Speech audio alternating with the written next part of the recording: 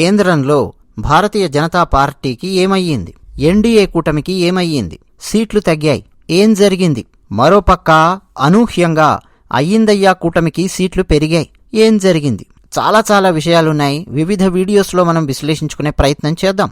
దాంతోపాటు మళ్ళీ ప్రధానమంత్రి అయ్యేది నరేంద్ర మోదీ గారే, మరో మాటే లేదు, మరో ముచ్చటే లేదు. నవరంధ్ర ఛానల్ అని చెప్పి తెలుగులో ఛానల్ ఉంది, 9 బొక్కల ఛానల్. ఆ ఛానల్ వాళ్ళు, అలాగే మరికొన్ని ఛానల్స్, తెలుగు ఛానల్స్ అటు ఇటు కాస్త మార్చి చూస్తూ ఉంటే ఇప్పుడు ఈ క్షణం ప్రతి ఒక్కరు ఏం మొదలెట్టారంటే, రాహుల్ గాంధీ ప్రధానమంత్రి అవుతాడేమో, నరేంద్ర మోదీ ప్రధానమంత్రి కాడేమో, రాహుల్ గాంధీ అవుతాడు, ఈ టైపులో రకరకాలుగా మాట్లాడడం మొదలెట్టారు. అంటే 272 మార్కు భారతీయ జనతా పార్టీతో కూడినటువంటి ఎన్డీఏ టచ్ అవ్వదేమో అని చెప్పి రకరకాల శంకలు, మూల శంకలన్నీ మొదలెట్టారు. అలాంటిది ఏమీ లేదండి. భారత ప్రధానిగా మళ్ళీ నరేంద్ర మోదీ గారే అవుతారు, అందులో సందేహమేం లేదు. ఓకే, ఎందుకంటే ఎన్డీఏ ఆ మార్క్ దాటేసింది. కానీ ఓవరాల్గా చూస్తే ఎక్స్పెక్ట్ చేసినన్ని సీట్స్ రాలేదు. అబ్కీ బార్ 400 పార్ అని చెప్పి టార్గెట్ పెట్టుకున్నారు. అట్లీస్ట్ ఎగ్జిట్ పోల్స్ ప్రకారం 350 అయినా రావాలి కదా, 300 దాటాలి కదా. అంతకుముందు భారతీయ జనతా పార్టీ ఇండివిజువల్గా 303 ఎంపీ సీట్లు సాధించింది కదా. మిగతా ఏ పార్టీతో కూడా డిపెండ్ అవ్వకుండా ఎందుకు ఈసారి తగ్గాయి అని చెప్పడానికి చాలా చాలా కారణాలున్నాయి. అవన్నీ మనము విడివిడిగా వేరే వీడియోస్లో విశ్లేషించుకుందాం, ఏం వదిలిపెట్టొద్దు. కానీ అండి, కొంత ఆలోచించండి, భావోద్వేగాల పరంగా ఆలోచించండి, లెక్కల పరంగా ఆలోచించండి. భారతీయ జనతా పార్టీ మద్దతుదారులు ఉన్నారు, కానీ కొంతమందిలో అతి విశ్వాసం పెరిగినట్టుంది. దాని ఫలితం ఇదా అని చెప్పి అనిపిస్తోంది. ఎందుకో తెలుసా, ఎలాగూ నరేంద్ర మోదీ గారే గెలుస్తారు, ఎలాగూ భారతీయ జనతా పార్టీ గెలుస్తుంది కదా, సో నేను ఓటు వేయవలసినటువంటి అవసరం ఏముంది అని చాలామంది ఓటు వేయనటువంటి పరిస్థితి. సేమ్ ఇలాంటి సిచ్యువేషనే అండి. వాజ్పేయి గారి రెండో టర్మ్, అంటే మళ్ళీ వాజ్పేయి గారు పోటీ చేయడానికి వచ్చినప్పుడు 2004లో జరిగింది. ఎలాగూ భారతీయ జనతా పార్టీ గెలుస్తుంది, పోఖ్రాన్ అణుపరీక్షలు చేశారు, కార్గిల్ యుద్ధం గెలిచారు, వాజ్పేయి గారికి కాకుండా ఇంకెవరు ఓటేస్తారు జనము, మనం ఓటు వేయపోయినా పర్లేదులే అన్నటువంటి సిచ్యువేషన్ అప్పుడు ఉండేది. దానికి సంబంధించిన చాలా లోతైన విశ్లేషణలు ఉన్నాయి. సేమ్ అండి, ఇప్పుడు కూడా ఒక అతి విశ్వాసం, ఎలాగూ బీజేపీ గెలిచింది, మనం ఓటు వేసినా వేయకపోయినా అని చెప్పి చాలా చోట్ల ఓటు వేయకుండా ఉన్నటువంటి పరిస్థితి చాలామంది. అదొక కీలకమైన అంశంగా కనిపిస్తోంది. ప్రతి ఓటు ఇంపార్టెంటే అని చెప్పి నరేంద్ర మోదీ గారు ఎందుకు చెప్పారనుకున్నారు? ప్రతి ఓటు కీలకమండి. ఇప్పుడు మాట్లాడుతున్న నేనున్నాను, కరెక్ట్గా ఓట్లు వేసే టైంకు, అంటే నేను వేరే దేశంలో ఉన్నప్పటికీ ఓట్లు వేసే టైం ఖచ్చితంగా అక్కడ భారతదేశంలో, మన దేశంలో ఉండి ఓటు వేయాలి అని చెప్పి ప్లాన్ చేసుకొని మరి నేను నా కుటుంబంగాని అలా ఉన్నాం. నిజానికి నేను ఒక 1 మంత్ అలా వచ్చేసేసి వెళ్ళిపోయి ముందే వెళ్ళిపోవచ్చు, కానీ ఓటు వేసే టైం ఖచ్చితంగా భారతదేశంలో ఉండి తీరాల్సిందే అని చెప్పి ప్లాన్ చేసుకున్నాం. 3 ఓట్లు మా ఇంటి నుంచి ఖచ్చితంగా వేశాం. మేము ఓటు వేసినటువంటి అభ్యర్థి కొండా విశ్వేశ్వర్ రెడ్డి గారు, చేవెళ్ల నియోజకవర్గం కిందికి వస్తుంది మాది. ఆయన గెలిచారు, డెఫినెట్గా గెలిచారు ఆయన. సో అంటే వేరే ఏదో దేశంలో ఉన్నటువంటి నేనే కాదు, చాలామంది కూడా అండి పాపం వేరే వేరే దేశాలలో ఉన్న వాళ్ళు కూడా ఎలాగైనా ఓటు వెయ్యాలి అని చెప్పి వచ్చినటువంటి వాళ్ళు ఉన్నారు. చాలా దూరం రాష్ట్రాలలో పనిచేసేటటువంటి వాళ్ళు కూడా ఓటు వేయాల్సిందే అని చెప్పి రైళ్లలో పడి, బస్సుల్లో పడి, చెమటలు కక్కుకుంటూ వచ్చి ఓట్లు వేసినటువంటి వాళ్ళు ఉన్నారు. కానీ లోకల్లో ఉండే చాలా మంది ఓట్లు వేయనటువంటి పరిస్థితి. మన హైదరాబాదు, మల్కాజ్గిరి, చేవెళ్ళ ఇవన్నీ మనం చూసాం విజయం. కానీ ఉత్తర భారతదేశంలో చాలా చోట్ల ఎలాగో బీజేపీ గెలిచింది, మోడీయే ప్రధానమంత్రి అవుతారు, అదొకటి. ఇంకో కీలకమైన అంశం ఏంటంటే, హిందువులలో ఉన్నటువంటి సెక్యులర్ గాళ్ళండి ఎంత ప్రమాదకరమో అన్నది మీకు మరోసారి స్పష్టంగా ఇప్పుడు అర్థమైందని అనుకుంటూ ఉన్నాను. చాలా సందర్భాలలో మనం చెప్తూనే ఉంటాం, సెక్యులరిజం పేరు మీద రకరకాలుగా మాట్లాడుతూ ఉంటారు. నేను మీకు చిన్న ఉదాహరణ కూడా చాలా సందర్భాలలో చెప్పాను.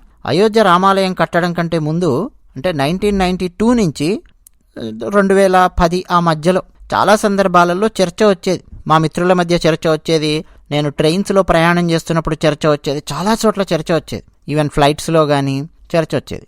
వచ్చినప్పుడు ముస్లింలు ఏమనేవాళ్ళు తెలుసా?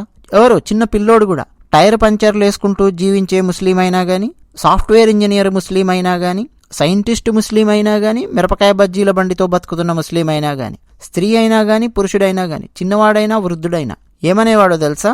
రామ్ మందిర్కి సంబంధించి అయోధ్య చర్చ వస్తే అక్కడ ఏం కట్టాలంటే, మా మసీదు కట్టాలి, మా మసీదే కట్టాలి అని చెప్పి మాట్లాడేవాళ్ళు. క్యా బనానా హై వహా అంటే మసీదీ బనానా హై అని చెప్పి మాట్లాడేవాళ్ళు.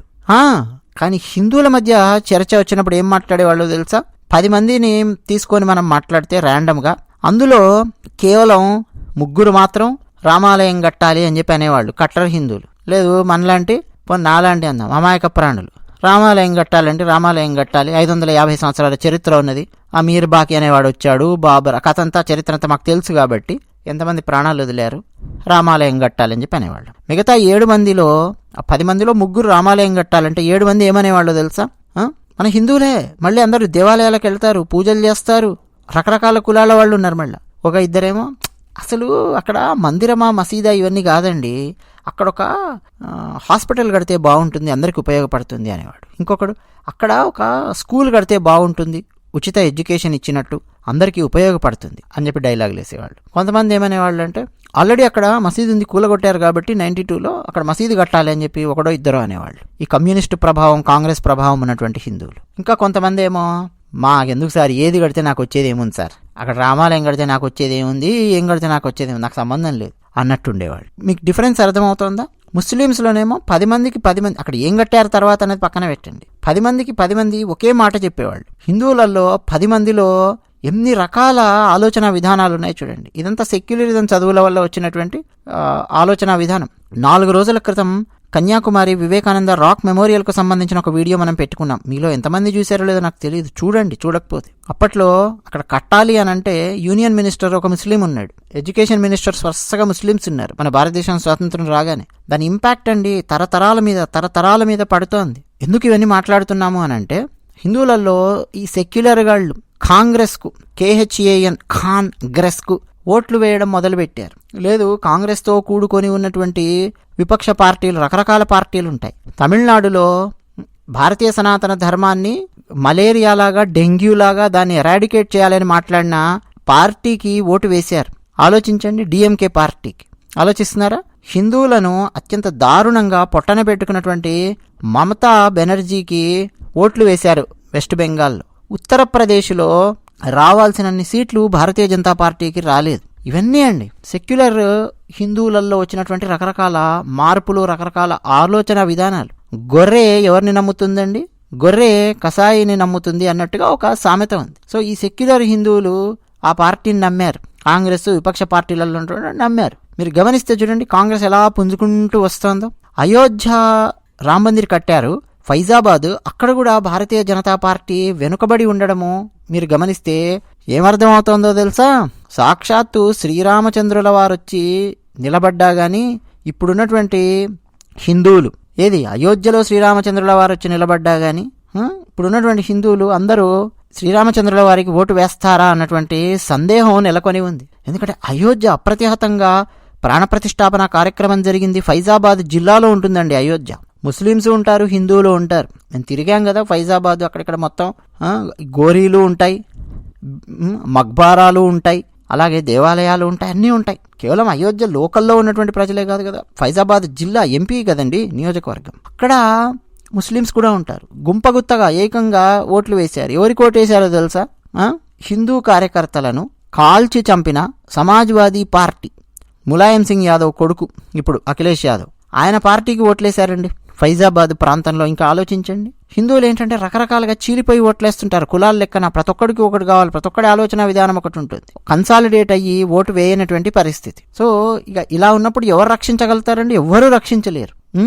ఇంకోటండి, we do not deserve clean politics and also we do not deserve Modiji అని చెప్పి అనిపిస్తోంది. ఎందుకంటే ఒక క్లీన్ పాలిటిక్స్ చేస్తూ, స్కాములు లేని రాజకీయాలు చేస్తూ, వారసత్వ రాజకీయాలు లేకుండా ఒక యోగిలాగా బతుకుతూ నరేంద్ర మోదీ గారు నిరంతరం భారతదేశం గురించి ఆలోచిస్తూ ఉంటే, గ్రామాలలోకి మనం వెళ్ళి చూస్తే రకరకాల మాటలు మాట్లాడుతున్నారు, సెక్యులర్ మాటలు మాట్లాడుతున్నారు. నేను కొంత నల్గొండ జిల్లాలో కొంత అక్కడక్కడ పర్యటించడం జరిగింది. జస్ట్ ఆ చర్చలు ఓట్లు వేసిన తర్వాత ఎలా ఉంది మూడు తెలుసుకోవడం కోసం ప్రశ్నలు వేస్తుంటే సెక్యులర్ మాటలు మాట్లాడుతున్నారు. ఈ నరేంద్ర మోదీ హిందూ, ముస్లిము ఇవన్నీ తీసుకొస్తున్నారు, హిందూయిజానికి ఎక్కువగా ప్రమోషన్ ఇచ్చారు గత 5 ఏళ్లలో, ముస్లింలను పట్టించుకోలేదు. ఎవరంటున్నారు?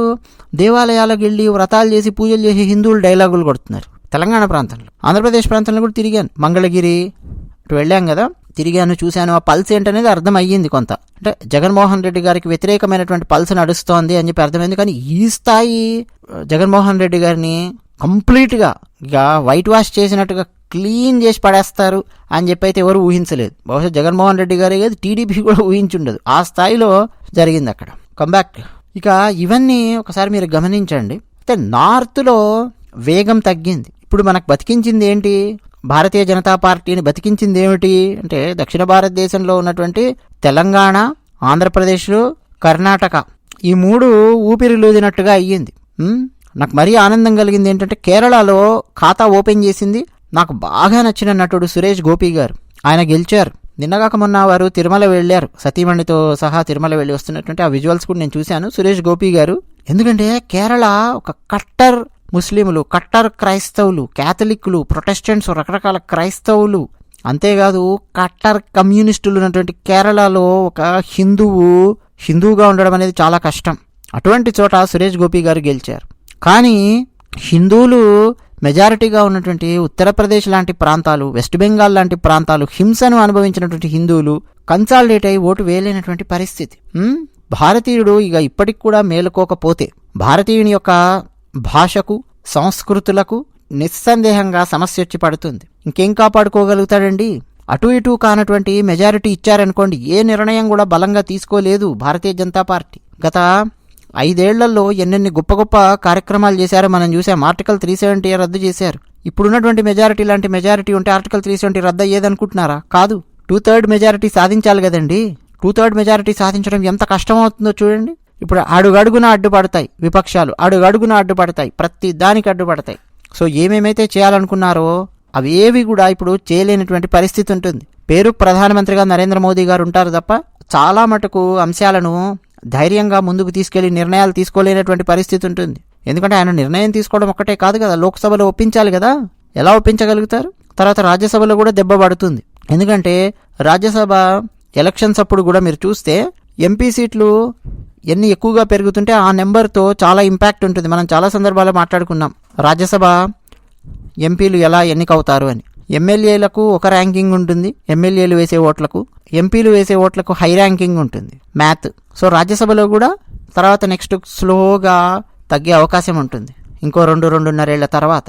సో నిర్ణయాలు బలంగా తీసుకోలేదు ఇక భారతీయ జనతా పార్టీ. అలాంటి పరిస్థితి తీసుకొచ్చి పెట్టారు. అసలు చాలామంది ఏమనుకున్నారంటే 2039లో భారతదేశానికి ఒక మైనారిటీ ప్రధాని వచ్చే అవకాశం ఉంది అని చెప్పి అనుకున్నారు. కాదు, 2034లోనే అది కనిపిస్తోంది. ఎందుకంటే మైనారిటీ ఓట్లు గుంపగుత్తగా ఒక పార్టీకి పడుతూ ఉంటే హిందువులు కులాల వారీగా విడిపోయి తలా ఒక ఏదో తెలివితేటలున్నట్టు తలా ఒక ఆలోచనలు ఇవన్నీ చేస్తూ ఉంటే ఇప్పుడు ఏమైంది? దేశాన్ని అల్లకల్లోలం చేసినటువంటి పరిస్థితి ఎదురైంది. అవునా కాదా? అలాగే భారతీయ జనతా పార్టీ ఎన్నికల ప్రచారంలో ముందుకెళ్ళినప్పుడు అంటే మత రిజర్వేషన్ గురించి భారతీయ జనతా పార్టీ మాట్లాడింది. ఎందుకంటే ఉన్నదే మాట్లాడింది, అబద్ధం మాట్లాడలేదు. మతపరంగా రిజర్వేషన్స్ ఇచ్చినటువంటి పరిస్థితి. ఈవెన్ మన దగ్గర కూడా వైఎస్ రాజశేఖర రెడ్డి గారే ఆద్యులు దానికి. ముస్లిం మైనారిటీలకు మతపరమైన రిజర్వేషన్ ఎందుకు ఇవ్వకూడదు అని చెప్పి ఆయన ప్లాన్ చేసి మెల్లిమెల్లిగా ముస్లింస్లో దూదేకుల, నూరు భాష ఇట్లా కొంతమంది ఉంటారు కదా అప్తర సాహెబులు, అందులో దోబీలు ఉన్నారు, మెల్లిగా లాగి వాళ్లకు రిజర్వేషన్స్ ఇచ్చినటువంటి పరిస్థితి. నిజానికి ఒక మైనారిటీ కార్పొరేషన్ పెట్టి వాళ్లకు సహాయం చేయొచ్చు, కానీ కాన్స్టిట్యూషన్లో లేని విధంగా ముస్లింలకు రిజర్వేషన్స్ ఇచ్చే ప్లాన్ చేశారు. కర్ణాటకలో ప్లాన్ చేశారు. సుప్రీంకోర్టు అడ్డుకుంది, 50% కంటే ఎక్కువ రిజర్వేషన్స్ ఇవ్వకూడదని. సరిపోయింది. కానీ ఆ పాయింట్ నరేంద్ర మోదీ గారు మాట్లాడారు. ముస్లింస్కి రిజర్వేషన్స్ ఇచ్చేటటువంటి ప్రయత్నం చేశారు, ఎక్కడ రాజ్యాంగంలో లేదు. రిజర్వేషన్స్ ఇవ్వాల్సింది ఎస్సీ, ఎస్టీ, బీసీలకు కదా అని చెప్పి మోదీ గారు మాట్లాడారు. నిజం మాట్లాడారు, ఉన్నది మాట్లాడారు, అబద్ధం మాట్లాడలా. కానీ ఈ ఇండీ కూటమిలో ఉన్నటువంటి వాళ్ళు పచ్చి అబద్ధాలు మాట్లాడారు. ఏం మాట్లాడారో తెలుసా? నరేంద్ర మోదీ గారు మాట్లాడిన దాన్ని మెల్లిగా ముస్లింస్ను కన్సాలిడేట్ చేయడం కోసం వాడుకున్నారు ఒకటి. రెండోది బీజేపీ వచ్చిందంటే ఎస్సీ, ఎస్టీ, బీసీ రిజర్వేషన్లను తొలగిస్తుంది అని చెప్పి అబద్ధాలు ప్రచారం చేశారు. ఆ అబద్ధాలు ప్రచారం చేసినటువంటి వాళ్లలో మన తెలంగాణ రాష్ట్ర ముఖ్యమంత్రి రేవంత్ రెడ్డి గారు మొట్టమొదటి స్థానంలో ఉంటారు. పచ్చి అబద్ధాలు ప్రచారం చేశారు. బీజేపీ ఏమీ ఇయ్యలేదు, తెలంగాణ గాడిద గుడ్డిచ్చింది అని చెప్పి పచ్చి అబద్ధాలు ప్రచారం చేశారు. ఎస్సీ, ఎస్టీ రిజర్వేషన్లు తొలగిస్తుందని చెప్పి అబద్ధాలు ప్రచారం చేశారు. నేనైతే హైదరాబాద్లో ఉన్నప్పుడు నాకు పదే ఫోన్ కాల్స్ రావడం, ఏంట్రా బాబు అని చెప్పి చూస్తే ఐవీఆర్ఎస్ కాల్స్. అక్కడెక్కడో ఆదిలాబాద్ నియోజకవర్గంలో ఉన్నటువంటి వాళ్ళ ఫోన్ అనమాట. ఆన్ చేస్తే అది రికార్డెడ్ వాయిస్. ఏమన్నా తెలుసా? భారతీయ జనతా పార్టీ కనుక వచ్చిందంటే మన ఆదివాసీల రిజర్వేషన్స్ తొలగిస్తుంది, కాంగ్రెస్ పార్టీని గెలిపించవలసిందిగా కోరుతున్నాము, కాంగ్రెస్ పార్టీ కనుక గెలిస్తే మన ఆదివాసీలకు రిజర్వేషన్ అలాగే ఉంటుంది. ఈ పచ్చి అబద్ధాలండి. ఐవీఆర్ఎస్ ద్వారా కూడా ఒక కాల్ కాదు 3-4 సార్లు ఆ కాల్ అలాంటిది నేను తీసుకున్నా. ఇప్పుడు మీరు కూడా తీసుకొని ఉండొచ్చు. నాకు తెలిసి హైదరాబాద్లో ఉన్నటువంటి వాళ్ళు చాలా మంది ఎవరైనా పెట్టండి, కాల్ వచ్చి ఉండొచ్చు. ఆదిలాబాదు, నిజామాబాద్ అక్కడెక్కడో కాల్స్ రావడం, అబద్ధాలు ప్రచారం. ఆ అబద్ధాల ప్రచారానికి పడిపోయారు. అదే నరేంద్ర మోదీ గారు డైరెక్ట్గా ఏం చెప్పారు? అసలు అసెంబ్లీ ఎన్నికలప్పుడు తెలంగాణ అప్పుడు మమ్మల్ని గెలిపిస్తే బీసీని ముఖ్యమంత్రిని చేస్తాను అని చెప్పి ఓపెన్గా ప్రకటించారు మోదీ గారు. కాంగ్రెస్ పార్టీ గెలిస్తే మళ్ళీ రెడ్డి ముఖ్యమంత్రిని కూర్చోబెట్టింది, రేవంత్ రెడ్డిని. అంతకుముందు మా చిన్నపట్ల కోట్ల విజయభాస్కర్ రెడ్డి, చెన్నారెడ్డి, నేదురుమల్లి జనార్దన్ రెడ్డి, తర్వాత వైఎస్ రాజశేఖర్ రెడ్డి, కిరణ్ కుమార్ రెడ్డి, మొత్తం రెడ్డి ముఖ్యమంత్రులు నింపి పెడతారు. బీసీని ముఖ్యమంత్రిని చేస్తానని చెప్పి మోదీ గారు చెప్పారు. ఎస్సీని ముఖ్యమంత్రిని చేస్తానని చెప్పి టీఆర్ఎస్ అబద్ధాలు చెప్పి మసిబూసి మారడికాయ చేశారు. మోదీ గారేమో ఎంత నీట్గా వెనుకబడినటువంటి వాళ్లకు ఎంత అద్భుతంగా వాళ్ళకు ముందుకు తీసుకెళ్లడానికి చాలా చాలా ప్రయత్నం చేశారు. సో ఇక్కడ ఓవరాల్గా చూస్తే అండి, హిందువుల యొక్క ఓట్లు, సెక్యులర్ హిందువుల యొక్క ఓట్లు కన్సాలిడేట్ అవ్వలేదండి. ఎంఐఎం చూడండి 3 లక్షల ఓట్లకు పైగా మెజారిటీతో గెలిచాడు ఆయన. అసదుద్దీన్ ఓవైసీ ఎప్పట్లాగానే. మాధవి లత గారు పాపం చాలా కష్టపడ్డారు, గల్లీకి వెళ్ళారు, ఓడిపోయారు ఆమె. ఎందుకని? హిందువులు కన్సాలిడేట్ అయ్యి ఓటు వేయాలి కదండి. ముస్లిమ్స్ మాత్రం ఖచ్చితంగా కన్సాలిడేట్ అయ్యి ఓటు వేస్తున్నారు. ఎంఐఎం అనే కాదు, కాంగ్రెస్ పార్టీకి, విపక్షాలకు, భారతీయ జనతా పార్టీ అంటే నరేంద్ర మోదీ గారు అంటేనే ఏదో పడనట్టుగా చూస్తున్నారు. కానీ నరేంద్ర మోదీ గారేమో అప్రతిహతంగా భారతదేశాన్ని ముందుకు తీసుకెళ్లడానికి ఎన్నెన్ని ప్రయత్నాలు చేశారు. అక్కడికి ఆ ఓట్లు పడినటువంటి వాళ్ళు ఏం చూసి నరేంద్ర మోదీ గారికి ఓట్లు వేశారన్నది, ఎందుకు ఆ స్థాయిలో అన్న ఓట్లు వచ్చాయనేది మరో వీడియో నేను పెట్టే ప్రయత్నం చేస్తాను. సో ఓవరాల్గా అండి, హిందూ ఈ సెక్యులర్ గాళ్ళు KHANGRES కాంగ్రెస్ పార్టీకి వేసినటువంటి ఓట్లు గొర్రె కషాయాన్ని నమ్ముతుంది అన్నట్టుగా సెక్యులర్ హిందువులు వేసినటువంటి ఓట్లు, చీలిపోయి వేసినటువంటి ఓట్లు చాలా చాలా ప్రమాదాన్ని తెచ్చిపెట్టాయి, దేశాన్ని ప్రమాదంలోకి నెడతాయి. ఒక POKని స్వాధీనం చేసుకోవాలన్నా, ఇంకా చాలా చాలా పనులు చేయాలన్నా ఇప్పుడు నరేంద్ర మోదీ గారి కాళ్ళు చేతులు కట్టేసినటువంటి పరిస్థితితో ఓట్లు ఇచ్చారు. ఆ ఓట్లు వేసేదేదో ఈ దిక్కుమాల ఓట్లు పూర్తిగా కాంగ్రెస్కి వేసేసినా, పూర్తి విపక్షాలకు వేసినా 300 పైగా సీట్లు వాళ్ళకి ఇచ్చినా కానీ భారతీయ జనతా పార్టీ విపక్షంలో కూర్చునేది. సరే, కాంగ్రెస్ ఏం చేసేదో చేసేది, 5 ఏళ్ల పాటు చూసేవాళ్ళం. అదేమీ లేదండి. ఒక one side victory, one side majority ఇవ్వరు. మళ్ళీ వాజ్పేయి గారి లాగా ఇప్పుడు బ్లాక్ మెయిలింగ్ రాజకీయాలు, వాజ్పేయి గారిని బ్లాక్మెయిల్ చేసినట్టు ఆ ఎన్డీఏలో ఉన్న పార్టీలు, ఇప్పుడు ఆ తలకాయ నొప్పి మనం చూడాలి. 2029 వచ్చేసరికి విపక్షాలు మరింతగా బలపడి భారతీయ జనతా పార్టీని తొక్కేసే ప్రయత్నం చేయడము, ఆ తర్వాత మళ్ళీ 10 ఏళ్ల పాటు 2029 నుంచి 39 మళ్ళీ 10 ఏళ్ల పాటు ఈ విపక్షాలు ఏలే ప్రయత్నం చేయడము, మళ్ళీ సేమ్ 90s లాగా బంగారాన్ని తీసుకెళ్లి తాకట్టు పెడితే తప్ప ఫారెక్స్ తెచ్చుకోలేము అన్నటువంటి దిక్కుమాలిన దుస్థితిలోకి దేశాన్ని నెట్టే ప్రమాదం ఉంది. ఎన్డీఏ ఓడిపోతోంది అనుకోండి, ఎన్డీఏకి సీట్లు ఎక్కువ రాలేదు అని అంటే సమస్య ఎన్డీఏకి కాదు, బీజేపీకి కాదు, సమస్య వచ్చేది భారతదేశానికి. కాంగ్రెస్ పార్టీ దశాబ్దాల పాటు పరిపాలించి భారతదేశాన్ని ఎంత అవినీతిలోకి, చీకటిలోకి నెట్టిందో మనం చూసాం. అయినా సరే మళ్ళీ రాహుల్ గాంధీని గెలిపించడం, 2 చోట్ల గెలిపించడం, అది కూడా ఆయన వాళ్ళమ్మ నిలబడే రాయబరేలీలో నిలబడ్డాడు. స్మృతి ఇరానీ ఓటమి అంచుకు వెళ్ళిపోవడం అమేధీలో, పాపం ఆమె అక్కడ ఇల్లు కట్టుకొని ఉండి నేను మీకోసం కష్టపడతానయ్యా అని చెప్పి ఉంటే ఆమెను ఓడించే ప్రయత్నం చేయడం అక్కడి జనాలు. ఉత్తరప్రదేశ్లో రాహుల్ గాంధీ ఏమో వేనాడులో ముస్లింసు క్రైస్తవులు ఎక్కువగా ఉన్నటువంటి చోట వెళ్ళి పోటీ చేస్తే ఆయనకు ఓట్లేసి గెలిపించడం. అంటే ఎంత దారుణంగా ఆలోచిస్తున్నారు మన భారతదేశంలో కొన్ని చోట్ల ప్రజలు అన్నది ఈ ఎలక్షన్స్కు అద్దం పడుతుందండి. ఎంత కష్టపడి నరేంద్ర మోదీ గారు ఎంత అభివృద్ధి పదంలోకి తీసుకెళ్లాలని ప్రయత్నం చేసినా, 51 కోట్ల జన్ధన్ ఖాతాలు ఓపెన్ చేయించిన, 4 కోట్ల పైగా ఫ్రీగా ఉచితంగా పేదలకు ఇళ్ళు ఇప్పించిన, ప్రతి నెల 5 కిలోల బియ్యం ఇప్పించిన, ఇంకా కొంతమంది కాంగ్రెస్ పార్టీకి సెక్యులర్ హిందువులు వేసినటువంటి ఓట్లు, ఈ కులాల లెక్కన హిందువులు విడిపోయి ఆలోచన చేయడము, వేసేటటువంటి ఓట్లు దేశాన్ని ఎంత ప్రమాదంలోకి నెడతాయన్నది ఇక మనం రాబోయే 5 సంవత్సరాలలో ఏం జరుగుతుందో చూద్దాం. అదే విషయం. ధన్యవాదాలు.